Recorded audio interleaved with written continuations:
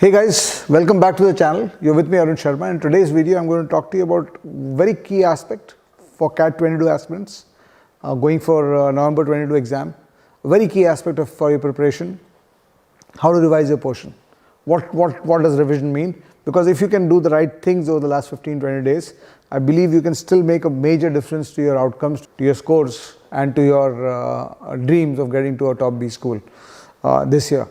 So when you talk about revisions, please understand one thing, that when you talk about verbal, quants, data interpretation and logical reasoning, and you talk about revision about these areas, in quants, data interpretation and logical reasoning, revision basically means redoing the questions you have solved before. It's plain and simple. Redoing the questions you have solved before. But when you are redoing the questions which you have solved before, you don't do it the way you did it the first time. What do I mean by that? The way you do it is you pick up a question, you read the question, and you flowchart the question. You think about, okay, this question मेरे को क्या करना चाहिए? What should be my steps? What would be my strategy once I read the question? What is my strategy to solve the question? And based on your previous experience, you can remind yourself that strategy will it work or not. And then you can also evaluate whether there's a better strategy that you can see at this point of time. Maybe the first time you solved it, you could not see that. But in this time, when you're trying to read the question and flowchart it, can you think of a better flowchart? Can you think of a better strategy that will give you the outcome on this question?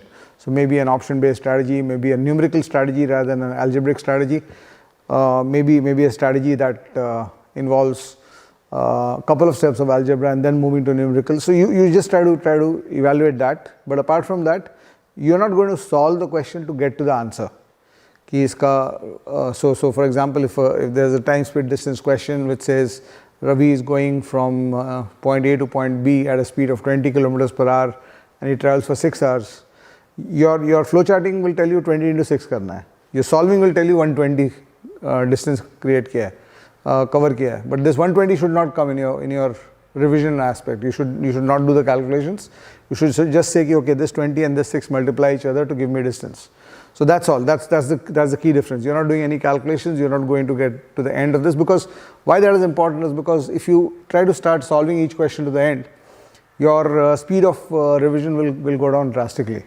So if you're just flowcharting, you can do maybe 30, 35, 40 questions an hour of flowcharting, at least at LOD1 and LOD2 level. But if you are going to solve every question to the end, then your speed will go down to 10 questions per hour. So over 2,000, 3,000 questions, flowcharting work at 40 questions per hour is 70 hours work, right? But if it is solving, if you're going to solve everything, then it's going to be 300 hours of work, and 300 hours of work you don't have. But 60, 70 hours you can definitely give. 10 hours a day, 5, 6 days. Yeah, even if you give 6 hours a day for 10 days, your entire flowcharting of quants will get done.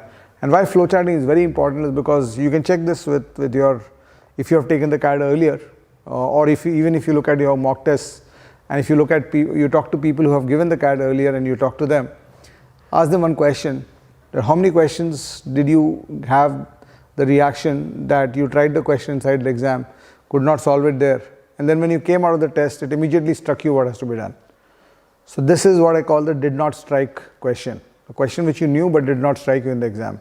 This happens because you know those questions, but they are not embedded deeper in your mind. So the second round and maybe 2 rounds of redoing all the questions you have done, especially you can also do a little bit of chapter-wise breakdown.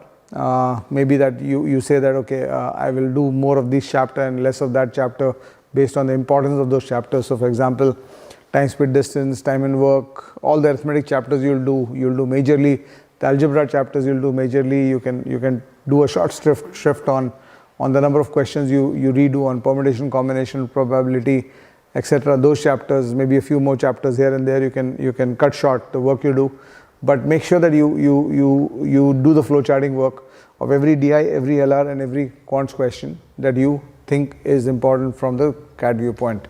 And verbal revision does not mean much. Verbal it's more about, last month is more about stabilizing your scores and keeping your accuracy and speed constant, so that you have a kind of what do I call it?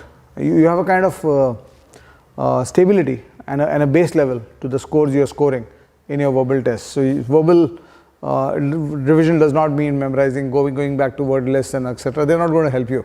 मतलब let's face it, आज एक word पढ़ा उसको याद किया, 2-15 दिन बाद cat है, वहाँ पे जाके वो वर्ड तुम याद किया इसलिए तुम्हारा कैट स्कोर बढ़ जाएगा, ऐसा होने नहीं वाला है. सो let's not throw a spanner in our works by trying to do things which are not going to help us.